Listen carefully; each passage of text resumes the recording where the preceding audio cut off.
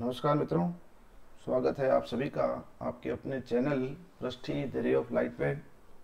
काफ़ी लंबे समय से इस क्लास को लेने का मन था और क्योंकि आज परिस्थिति ऐसी बनी कि मैं क्लास ले पा रहा हूँ और मैं उम्मीद करता हूँ कि ये क्लास आपके आने वाले एग्ज़ाम के लिए बहुत महत्वपूर्ण साबित होगी।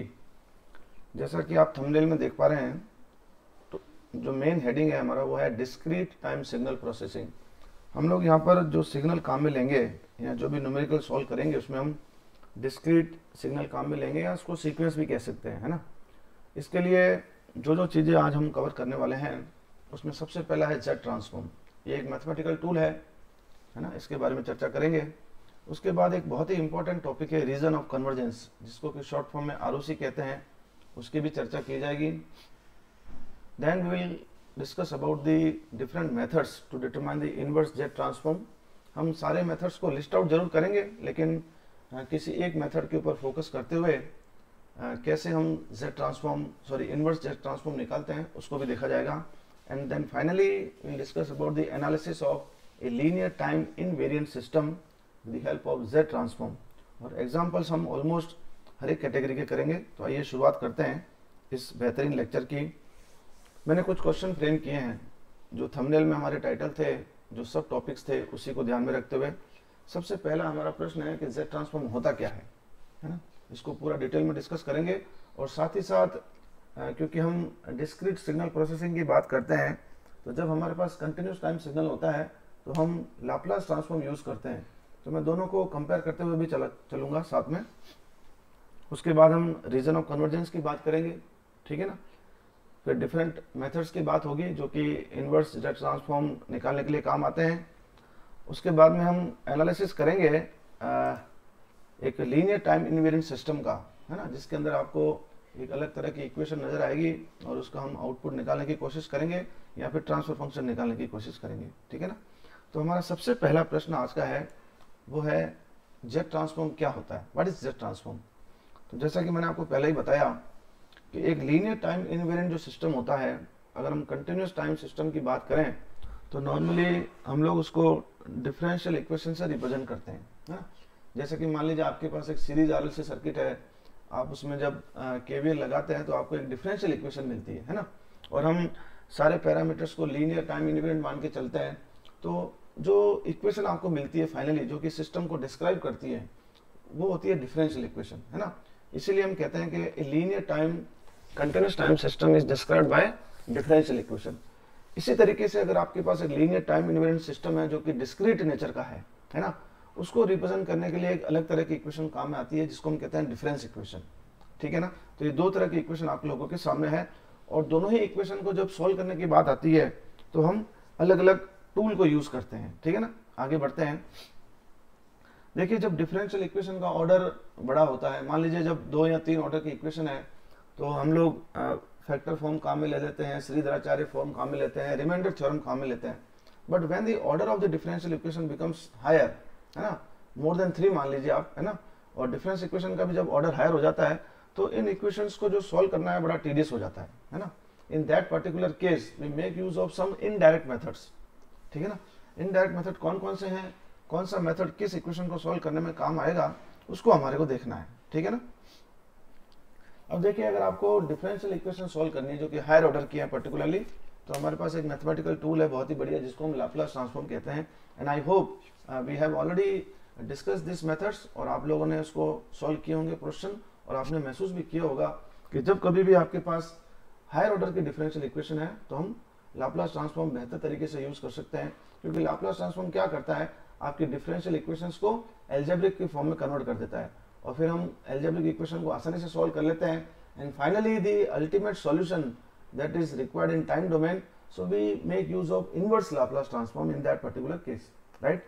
सिमिलरली देखिए, ये सारा काम जो मैंने अभी बताया ये कंटिन्यूस टाइम सिस्टम में था। अब अगर आपके पास डिस्क्रीट टाइम सिस्टम है, आपके पास डिस्क्रीट सिग्नल है या डिस्क्रीट सीक्वेंस है, तो इस केस में जो हायर ऑर्डर की इक्वेशन बनती है वो डिफरेंस इक्वेशन बनती है और उसको सॉल्व करने के लिए हम लोग जेड ट्रांसफॉर्म काम में लेते हैं।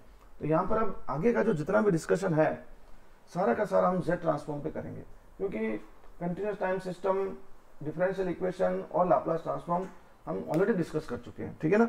लेकिन जहाँ कहीं भी जरूरत होगी हम बीच बीच में उसको कंपेयर करते रहेंगे। तो finally I have written Z transform is a mathematical tool, एक मैथमेटिकल टूल है जैसा कि लाप्लास ट्रांसफॉर्म भी होता है, which is use to solve higher order difference equation, ठीक है ना। जबकि आपका जो लाप्लास ट्रांसफॉर्म है वो हायर ऑर्डर की डिफरेंशियल इक्वेशन को सॉल्व करने में काम आता है, ठीक है ना। आगे चलते हैं। अब फाइनली अगर हम इसको डिफाइन करना चाहें कि भाई हायर ऑर्डर डिफरेंशियल इक्वेशन को डिफरेंस इक्वेशन को सॉल्व तो करता है Z ट्रांसफॉर्म, लेकिन अल्टीमेटली क्या करता है वो देखना है, ठीक है ना। तो यहाँ पर आप इस स्लाइड में देख सकते हैं the Z transform is a powerful mathematical tool, right, which is used to convert the difference equations into algebraic equation in Z domain, right। जो काम Laplace transform continuous time system में कर रहा था वहां पर आपका S डोमेन था, यहाँ पर आपका Z डोमेन है, ठीक है ना। और फाइनली अगेन मैंने जो बात कही लाप्लास ट्रांसफॉर्म के केस में, अगर आपको फाइनल आंसर वापस टाइम डोमेन में चाहिए तो आपको inverse Laplace transform inverse Z transform लेना पड़ेगा, ठीक है ना। अगर हम कंटिन्यूस टाइम सिस्टम में है तो हम इनवर्स लाप्लास ट्रांसफॉर्म लेते हैं, और अब क्योंकि बात डिस्क्रीट सिग्नल की हो रही है ना, डिजिटल सिस्टम की हो रही है, तो हम Z ट्रांसफॉर्म काम मिलेंगे, इनवर्स Z ट्रांसफॉर्म काम मिलेंगे, ठीक है ना। अब इसका मीनिंग हमने समझ लिया है ना, ये क्या करता है वो हमने देख लिया। अब अगर आपके पास एक डिस्क्रीट टाइम सिग्नल दिया हुआ है x ऑफ n, इसका जो Z ट्रांसफॉर्म है उसको x ऑफ Z से रिप्रेजेंट करते हैं, और ये किस तरह से डिफाइन होता है उसको आप देख लीजिए, ठीक है ना। x ऑफ Z कैसे निकलेगा, समेशन है कहां से कहां तक, माइनस इन्फिनिटी से इन्फिनिटी तक ये सिग्नल है, और उसको आपको z to the power minus n से मल्टीप्लाई करना है, ठीक है ना। इसका डेरिवेशन हम नहीं कर रहे हैं, ये डायरेक्ट फॉर्मूला आपको याद रखना है। यहाँ पर मैंने दो चीजें लिखी है, बहुत ही इंपॉर्टेंट चीजें, ठीक है ना। एक मैंने लिखा है बाइलेटरल, है ना। बाइलेटरल का मतलब है कि ये नेगेटिव डायरेक्शन में भी इसकी रेंज चल रही है और पॉजिटिव डायरेक्शन में भी इसकी रेंज चल रही है, क्योंकि इसकी रेंज देखें आप समेशन की माइनस इन्फिनिटिव से इन्फिनिटिव, ठीक है ना। और ये एक पावर सीरीज बनेगी, क्योंकि जब आप n की वैल्यू को चेंज करेंगे, देखिए z to the power minus n है, n की नेगेटिव वैल्यू n की पॉजिटिव वैल्यू, तो आपको एक इनफाइनाइट पावर सीरीज मिलेगी लेफ्ट डायरेक्शन में भी और राइट डायरेक्शन में भी विद रिस्पेक्ट टू ओरिजिन, ठीक है ना। और यहाँ पर z क्या है, z एक कॉम्प्लेक्स वेरिएबल है, जैसे वहां पर s एक कॉम्प्लेक्स फ्रीक्वेंसी था, यहाँ पर हम z एक कॉम्प्लेक्स वेरिएबल है, इसकी भी डिफरेंट वैल्यू होती है, इसका भी डिटेल एनालिसिस होता है, उस पे ऊपर मैं अभी नहीं जाऊंगा, मैं अभी आपको बेसिक चीजें बता रहा हूँ, ठीक है ना। आगे बढ़ते हैं। अच्छा, इसको बाइलेटरल को आप टू डायरेक्शनल भी कह सकते हैं, क्योंकि दो डायरेक्शन में ये चल रहा है ना। तो क्योंकि ये बाई डायरेक्शनल है तो इसका एक अलग वर्जन जो कि यूनिलैटरल फॉर्म में काम करता है उसको भी हम यूज कर सकते हैं, ठीक है ना। नॉर्मली जब नॉन जीरो इनिशियल कंडीशंस की बात आती है तो वहां पर ये यूज होता है। यहाँ पर आप देखें समेशन की जो रेंज है वो माइनस इन्फिनिटी से ना होकर के जीरो से शुरू हो रही है, इसको हम कहते हैं unilateral, and it is just equivalent और similar to the unilateral Laplace transform that were used in continuous time systems, ठीक है ना। आई थिंक आपको बात समझ में आ गई होगी। अब दूसरा हमारा जो पॉइंट है वो है रीजन ऑफ कन्वर्जेंस क्या होता है। ये आई थिंक लाप्लास ट्रांसफॉर्म के केस में भी होता है, आप लोगों ने पढ़ा होगा, दोनों को शामिल लेते हुए हम चलेंगे, यहाँ पर बात करेंगे। देखिए रीजन ऑफ कन्वर्जेंस ROC इसको शॉर्ट फॉर्म में कहते हैं। फॉर द Z ट्रांसफॉर्म क्या है, ये set of complex value of Z है। Z क्या है, कॉम्प्लेक्स वेरिएबल है, उसकी कुछ वैल्यूज होंगी, है ना। या फिर आप कह सकते हैं range of Z in which Z plane for which Z transform कहें या समेशन कहें, जो सीरीज आपको मिल रही है ना, उसकी एक वैल्यू आपको फाइनाइट मिले, इसको हम कहते हैं कन्वर्जेंस। जब कभी भी किसी सीरीज की वैल्यू फाइनाइट है, इसका मतलब the series has been converged, ठीक है ना। In others words we can say it is the set of values of Z for which your power series becomes finite, उसकी वैल्यू इनफाइनाइट नहीं होनी चाहिए, ठीक है ना। एक न्यूमेरिकल करेंगे जब चीजें और क्लियर हो जाएंगी, है ना। तो इसका मैथमेटिकली अगर हम देखना चाहें, है ना, तो it converges when x of Z is absolutely summable. हम बाइलेटरल Z ट्रांसफॉर्म काम में ले रहे हैं, माइनस इन्फिनिटी से इन्फिनिटी, जो ये फॉर्मूला है it should be less than infinite, है ना। इनफाइनाइट का मतलब तो अनंत हो जाता है ना, तो इसकी वैल्यू हमको फाइनाइट चाहिए। फाइनाइट का मतलब it should be less than infinite, और या फिर एक साथ डायरेक्ट फॉर्म में कह सकते हैं the mod of x of Z it should be less than infinite. I hope ROC का कॉन्सेप्ट आपको समझ में आ गया होगा। अब हम एक न्यूमेरिकल प्रॉब्लम करेंगे, ठीक है ना, जिसके अंदर Z ट्रांसफॉर्म निकालेंगे और उसका ROC भी निकालेंगे, ताकि आपको चीजें क्लियर हो जाए। मैं एक सिंपल एग्जांपल आपको बताऊंगा जो कि बहुत मोस्ट फेमस है, बाकी के एग्जाम्पल आप लोग करिएगा, क्योंकि एक क्लास के अंदर सारे एग्जाम्पल कवर करना पॉसिबल नहीं है। अगर आपको इसमें कोई प्रॉब्लम आती है तो आप कमेंट बॉक्स में लिखिएगा, I will try to give the answers, right. अब देखिए पहला एग्जाम्पल हम लेते हैं। हमारा एग्जाम्पल क्या कह रहा है, determine the z transform and ROC. मैंने कहा दोनों एक साथ कर लेंगे अपन। यूनिट स्टेप सीक्वेंस की बात की गई, आपको और कुछ भी नहीं दिया गया है ना। जिस तरह से हम unit step signal continuous time system में पढ़ते हैं, जहां पर हम u ऑफ t कहते हैं, है ना, तो यहाँ t की जगह n हो जाएगा। ये सब हम बात ऑलरेडी कर चुके हैं। तो सबसे पहले यूनिट स्टेप सीक्वेंस क्या होता है उसको देख लेते हैं, फिर हम उसका z ट्रांसफॉर्म निकालेंगे और फिर उसके आरओसी की बात करेंगे, राइट। चलते हैं आगे। देखिए यहाँ पर x ऑफ n जो है हमारा सिग्नल, वो u ऑफ n है। ये यूनिट स्टेप सीक्वेंस है, कंटिन्यूस टाइम में n की जगह t आता है ना। तो इसकी वैल्यू 1 होती है कब, जब n की value greater than equal to 0 हो, और इसकी वैल्यू 0 होगी कब, जब n लेस देन 0 हो। सेम कॉन्सेप्ट है, वहां पर कंटिन्यूस टाइम सिस्टम में हम t काम में लेते थे, यहाँ पर हम n काम में लेते हैं, बस फर्क इतना सा है, ठीक है ना। ये तो है यूनिट स्टेप सीक्वेंस की डेफिनेशन। अब इसका z transform. z transform bilateral general formula क्या होता है, summation n ranging from minus infinity to infinity x of n z to the power minus n। अब यहाँ पर आपका x ऑफ n क्या है, un है, यानी कि यूनिट स्टेप सीक्वेंस है। z to the power n minus n अपनी जगह रहेगा।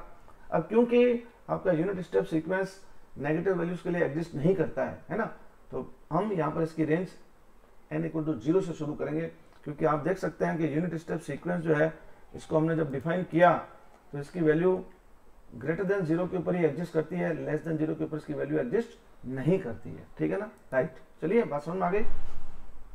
अब फाइनली इसकी वैल्यू n इक्वल टू 0 से लेके इनफाइनाइट तक, चाहे कितना भी n हो, इसकी वैल्यू हमेशा 1 होगी, ठीक है ना। ये अगेन मैं बता देता हूं, n greater than equal to 0 इस वैल्यू इज ऑलवेज 1, राइट। सो यहाँ पर हमने un की जगह 1 रख दिया, z to the power minus n अपनी जगह है। अब इसकी रेंज हो गई है 0 से लेके इनफाइनाइट, जो कि हम ऑलरेडी डिस्कस कर चुके हैं। आगे बढ़ते हैं। अब देखिए जब आप n की वैल्यू अलग अलग रखेंगे, जब n 0 रखेंगे तो किसी की भी पावर 0 हो हमेशा 1 होता है। उसके बाद आप 1 लेके चलेंगे, 2 लेके चलेंगे, तो आपके पास एक इनफाइनाइट सीरीज बनेगी। इसको हम कहते हैं पावर सीरीज, है ना। और इस सीरीज का अगर आप फॉर्मेट देखें तो आपको पता चलेगा कि ये एक इनफाइनाइट जीपी है ना। और जब भी इनफाइनाइट जीपी की बात आती है तो उसका जो सम है उसका डायरेक्ट फॉर्मूला हमको पता है, 1/1 माइनस आर कह दें, 1/1 माइनस ए कह दें। आर क्या है, ये इसका रेशियो होता है, ठीक है ना।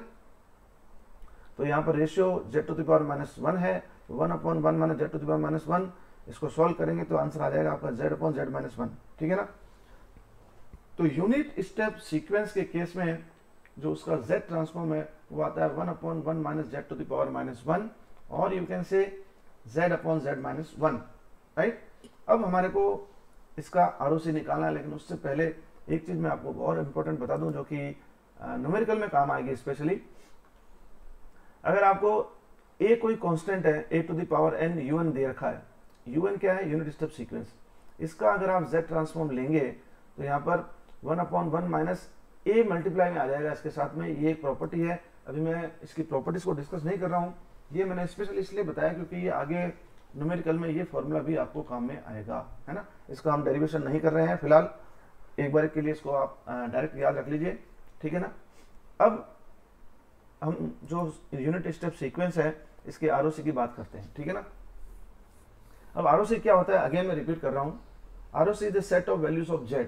ये z की वो वैल्यू है जहां पर आपकी जो सीरीज है वो फाइनाइट हो जाए, है ना। यहाँ पर या फिर यूं कहें जो सम है वो कन्वर्ज हो जाए, उसकी वैल्यू फाइनाइट आ जाए, है ना। ये तभी पॉसिबल होगा जब z की वैल्यू ग्रेटर देन 1 हो, ठीक है ना।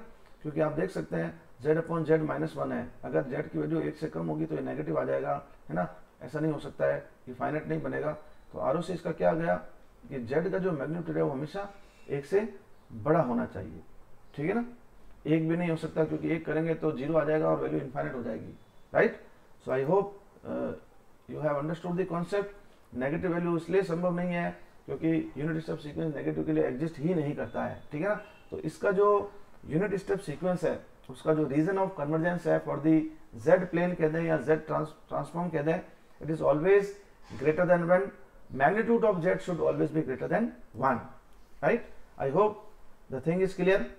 एक न्यूमेरिकल में आपको और करा देता हूं, जो कि मोस्टली कई बार एग्जाम में पूछ लेते हैं, अलग अलग आपको सीक्वेंस दे देंगे, है ना।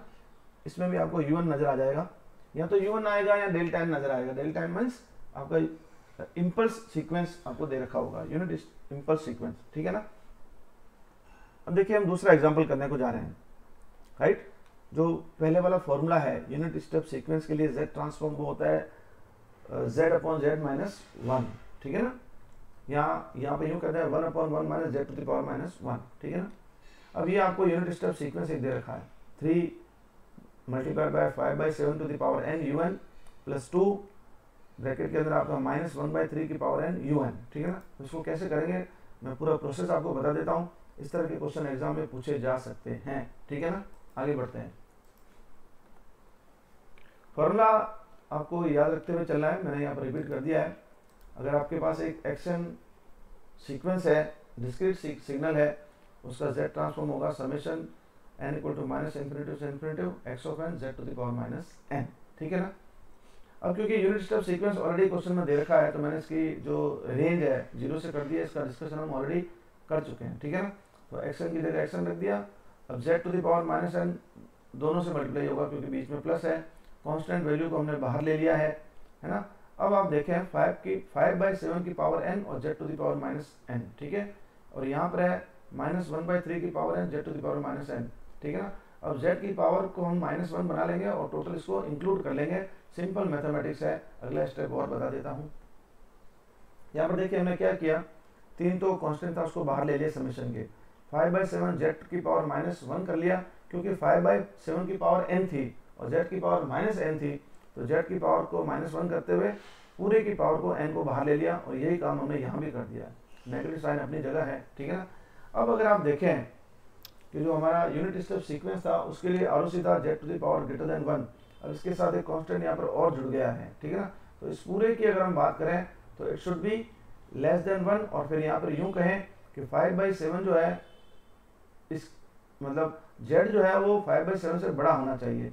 सेकेंड टर्म की बात करें तो आपका जो z है वो 1/3 से बड़ा होना चाहिए। और अगर आप दोनों इस इक्वलिटीज को या इनइक्वलिटीज को कंबाइंड फॉर्म में अगर दिखाना चाहें तो finally your mod of z should be greater than 5/7, क्योंकि 1/3 की वैल्यू आप निकालेंगे तो आई थिंक 0.33 के आसपास आएगी और 5/7 निकालेंगे तो 0.7 आ जाती है, तो इससे बड़ा ही होना चाहिए, तो ऑटोमेटिक इससे बड़ा हो जाएगा, ठीक है ना। So I hope the concept of z transform and the ROC is clear. मैंने 2 एग्जाम्पल आपको करवा दिए, है ना। अब जो हमारा तीसरा प्रश्न था जो कि थंबनेल में था, तो सबसे पहले हमारा पहला क्वेश्चन था what is z transform, we have answered this. फिर दूसरा था what is region of convergence, उसको भी हमने समझ लिया। अब हमारा तीसरा प्रश्न है इनवर्स z ट्रांसफॉर्म निकालने के डिफरेंट मेथड्स की हम बात करेंगे। सबसे पहले समझ लेते हैं कि इनवर्स z ट्रांसफॉर्म क्या होता है, कौन कौन से उसके मेथड हैं, फिर इसका एक एग्जांपल, ठीक है ना। तो हमारा तीसरा टॉपिक है what are different methods to determine inverse z transform, ठीक है ना। सबसे पहले इनवर्स z ट्रांसफॉर्म को डिफाइन कर लेते हैं। इनवर्स z ट्रांसफॉर्म क्या है, एक ऐसा प्रोसेस है जिससे आपको वापस एक्शन डिटरमाइन करना है x ऑफ z से। x ऑफ z क्या है, z ट्रांसफॉर्म है x ऑफ n का, ठीक है ना।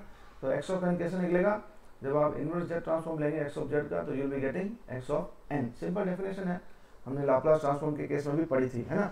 इस केस में अगर आप चाहें तो एक लाइन और ऐड कर सकते हैं कि x ऑफ n और x ऑफ z ये ट्रांसफॉर्म्ड पेयर है, z ट्रांसफॉर्म पेयर कहते हैं। वहाँ पर हमने x ऑफ t को और लाप्लास ट्रांसफॉर्म के केस में l लिखते हैं तो उनको हमने x ऑफ s को लाप्लास ट्रांसफॉर्म्ड पेयर कहा था, ठीक है ना। वहाँ s डोमेन चलता है, यहाँ z डोमेन है, राइट। अब इनवर्स z ट्रांसफॉर्म निकालने के लिए काफ़ी सारे मेथड्स हैं। कई बार बिल्कुल सिंपल फॉर्मूले के बेस के ऊपर अगर कोई चीज़ दे रखी है तो हम जस्ट बाय इंस्ट्रक्शन निकाल सकते हैं। पार्शियल फ्रैक्शन एक्सपांशन, इसके ऊपर मैं न्यूमेरिकल आपको कराऊंगा, बहुत फेमस मेथड है, इंपॉर्टेंट मेथड है। नॉर्मली काफ़ी सारी बुक्स में इसके बारे में डिस्कशन किया हुआ है। पावर सीरीज की बात अभी मैं करूंगा नहीं, और कंटूर इंटीग्रेशन फाइनाइट वैल्यू की भी अभी हम बात नहीं करेंगे। ये कभी अवसर मिलेगा तो हम नंबर 3 नंबर 4 की बाद में कभी बात कर लेंगे। फिलहाल जो हमारा डिस्कशन रहेगा वो पार्शियल फ्रैक्शन एक्सपांशन के ऊपर रहेगा, ठीक है ना। तो एक एग्जांपल कर लेते हैं। पार्शियल फ्रैक्शन आप मैथमेटिक्स में ऑलरेडी पढ़ चुके हैं, ठीक है ना। तो पार्शियल फ्रैक्शन का जो एग्जांपल हम कर रहे हैं उसका क्वेश्चन हमको क्या दे रखा है, we have to determine the z transform with the help of partial fraction expansion method.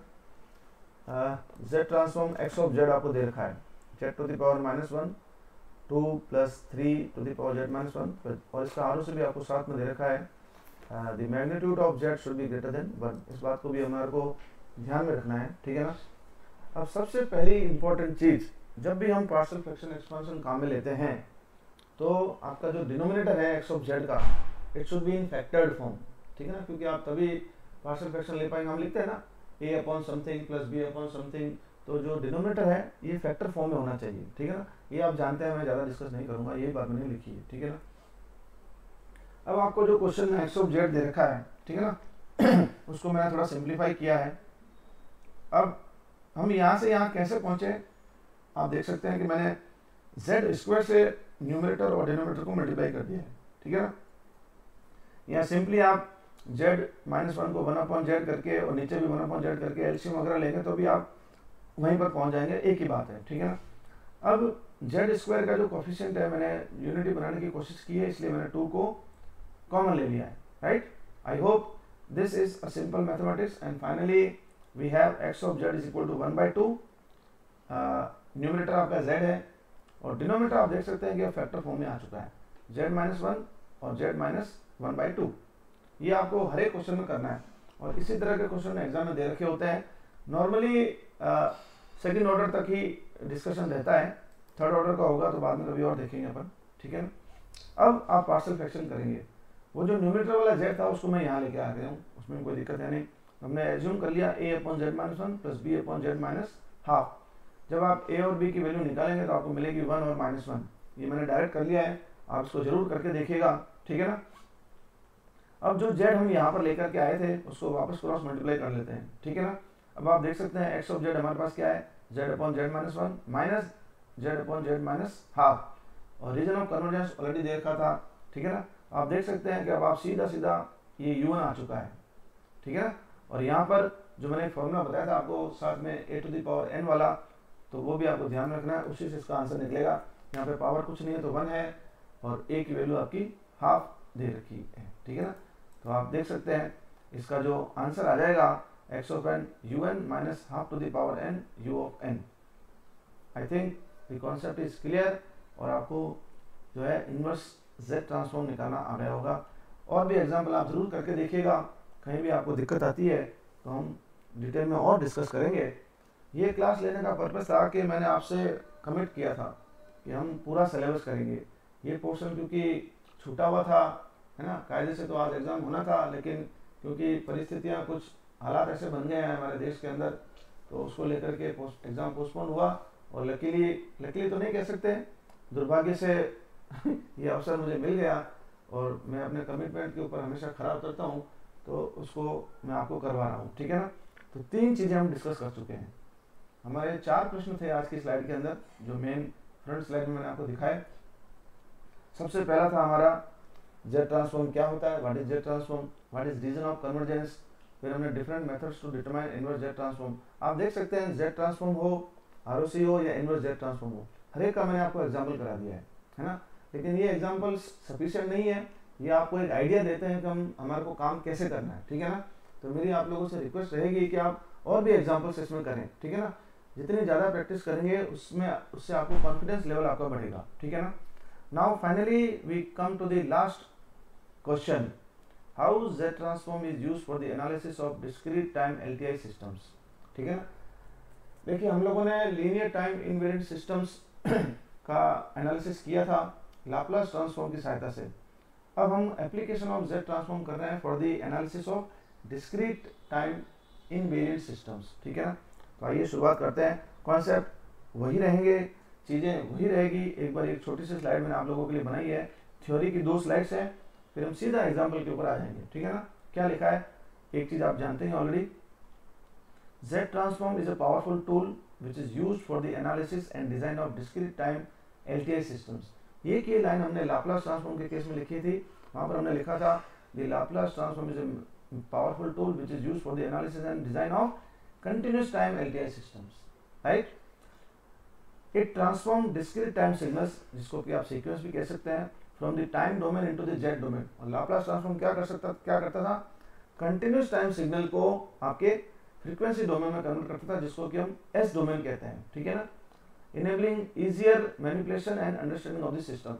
जब आप जेड डोमेन में आ जाएंगे तो आपकी जो डिफरेंस इक्वेशन है वो एल्जेब्रिक बन जाएगी, उसको आप इजीली मैनिपुलेट कर सकते हैं, इजीली सॉल्व कर सकते हैं, ठीक है ना।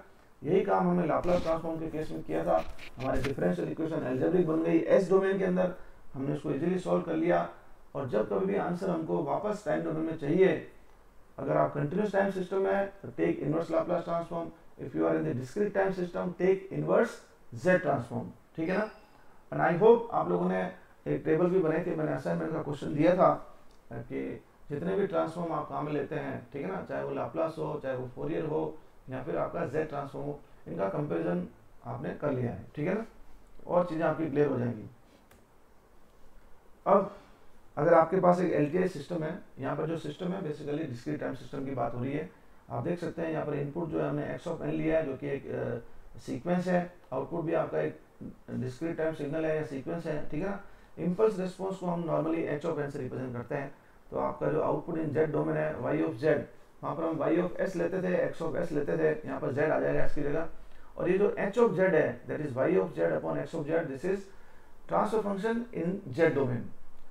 लाप्लास के केस में हमारा आता था h of s is equal to y of s upon x of s, जो कि आपका कंटिन्यूस टाइम सिस्टम की बात होती थी, ठीक है ना। तो इसी तरीके से चीजों को अगर आप कंपेयर करते हुए चलेंगे तो बहुत चीजें आसान हो जाएंगी, है ना। अब हम एग्जांपल ले लेते हैं। यहाँ पर मैं आपको दो एग्जांपल कराऊंगा जो कि एग्जाम की दृष्टि से बहुत ही महत्वपूर्ण है, और आपको इससे ये पता चल जाएगा कि आपको Z transform analysis point of view से कैसे काम में लेना है, ठीक है ना। कुछ चीजें मैं कंपेयर करता हुआ चलूंगा लाप्लास ट्रांसफॉर्म से भी, ठीक है ना।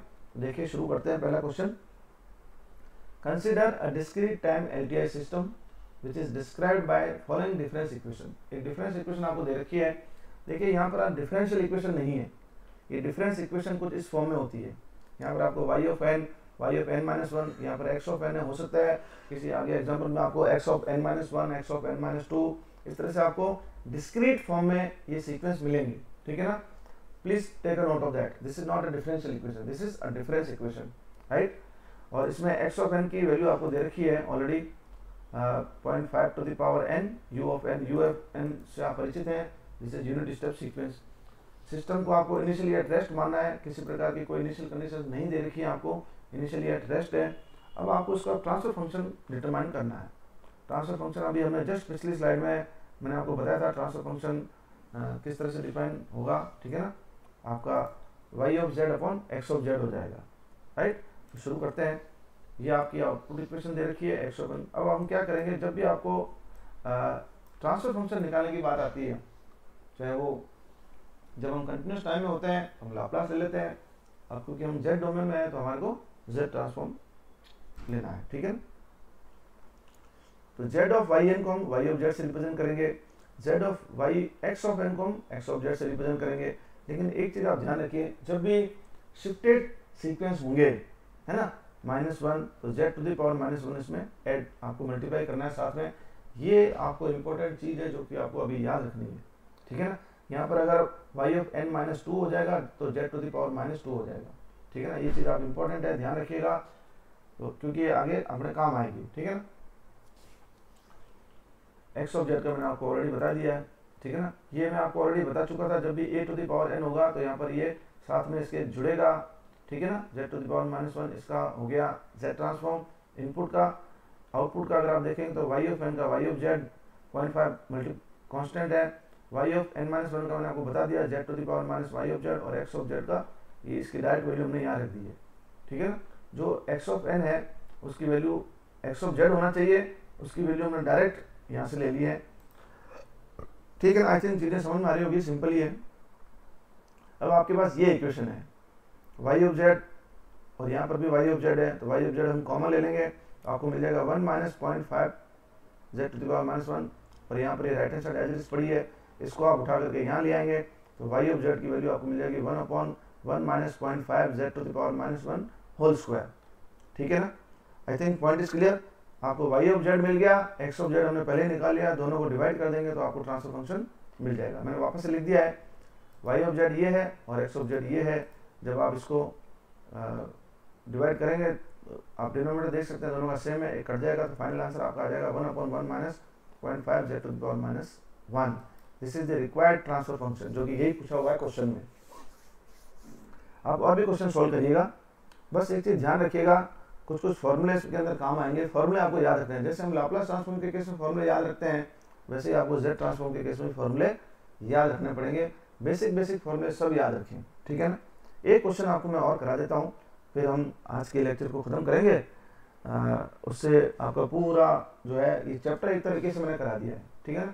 अब एक आधा पॉइंट अगर आप देख लीजिएगा, इसमें जो है जेड ट्रांसफॉर्म की कुछ प्रॉपर्टीज हैं, है ना, काफ़ी सारी प्रॉपर्टीज हैं, उनको आप पढ़ेंगे तो, क्योंकि आपने लाप्लास ट्रांसफॉर्म की भी प्रॉपर्टी पढ़ी है, फोरियर ट्रांसफॉर्म की भी प्रॉपर्टी पढ़ी है, एक मैं चाहता हूँ टेबल और बना लीजिए आप लोग, जिसके अंदर, क्योंकि जैसे ही आपने लाप्लास ट्रांसफॉर्म, फोरियर ट्रांसफॉर्म और जेड ट्रांसफॉर्म की बात की है, वहाँ पर आपने बेसिक चीज़ें लिखी है, उनकी डेफिनेशन लिखी है, कहाँ काम आते हैं, ठीक है ना। उनके नीचे ही उनकी प्रॉपर्टीज, कॉरेस्पॉन्डिंग प्रॉपर्टीज सारी एक साथ लिख दीजिए। फॉर एग्जाम्पल शिफ्टिंग प्रॉपर्टी की हम बात करें तो लाप्लास के लिए क्या है, फोरियर के लिए क्या है और जेड ट्रांसफॉर्म के लिए क्या है। कन्वोल्यूशन प्रॉपर्टी लाप्लास के लिए क्या है, फोरियर के लिए क्या है, जेड ट्रांसफॉर्म के लिए क्या है।